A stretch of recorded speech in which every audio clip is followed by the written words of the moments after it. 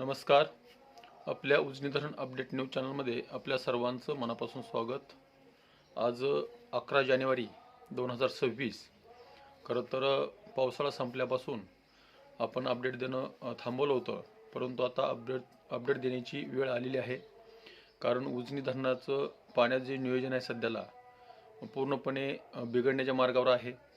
कारण सध्याला अद्यापर्यंत उजनी धरणाच्या पाणी संदर्भात कालवा सल्लागार समितीची कसलीही बैठक झालेली नाही.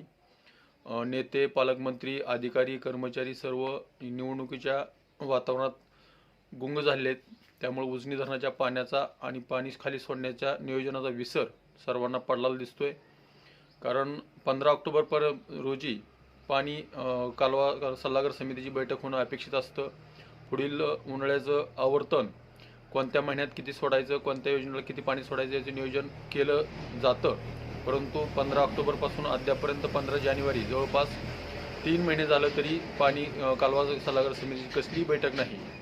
आणि कालवा सल्लागार समितीची बैठक झाल्याशिवाय कसलंही पाणी सोडता येत नाही. परंतु काल पालकमंत्र्याच्या आदेशानुसार उजनीतून बोगद्याद्वारे आणि दहेगाव उपसा सिंचन मधून पाणी सोडण्यास सुरुवात झालेली आहे.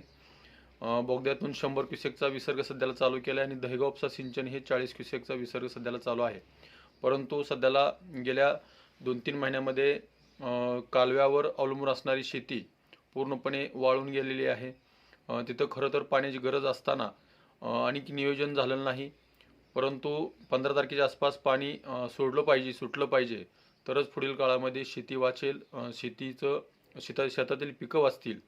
तर सध्याला उजनी धरणाची जर परिस्थिती बघितली तर आज सकाळी 6 वाजता उजनी धरणाची एकूण पाणी पातळी ही 496,830 मीटर, तर एकूण पाणी साठा हा 117.23 TMC आणि उपयुक्त पाणी साठा हा 53.57 TMC. आणि विशेष सांगायचं गोष्ट अशी, उजनी धरण 1 डिसेंबरपासून म्हणजे जवळपास 14 नोव्हेंबरपासून ते अद्यापपर्यंत उजनी धरण 100%च आहे. आणि उजनीत येणारा दौंडचा फ्लो हा 354 क्युसेकचा येतोय असं आकडेवारीमध्ये दाखवलं जात आहे. परंतु यामध्ये काहीतरी आकडेवारीमध्ये काहीतरी लपवली जाते असं वाटतंय.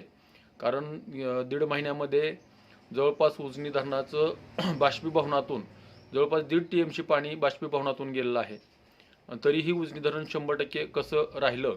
कदाचित 100%पेक्षा उजनी धरण जास्त धरलं असावं किंवा काहीतरी आकडेवारीमध्ये लपवाछपी होत असल्याचा संशय बळावताना दिसतोय.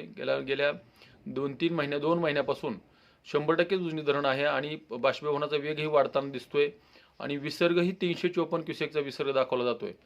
कारण विसर्ग आता येणार कुठून? पाऊस तर गेले 2-2.5 महिने बंद आहे. मग विसर्ग उजनीत येणार दौंडचा विसर्ग येतोय कुठून हा प्रश्न पडलेला आहेच. त्यामुळं या आकडेवारीमध्ये काहीतरी गफलत होताना दिसते, काहीतरी लपवाछपी होते असा संशय येताना दिसतोय. आणि बाष्पीभवनाचा वेग तर वाढलेला असल्यामुळं पाणी कमीच होत आहे. उजनी धरणाच्या काठी जवळपास 129 चौरस किलोमीटरचा एरिया आहे. त्यातून पाणी उपसा तर नक्कीच होत असणार आहे. मोठ्या मोटरा चालू असणार आहेत.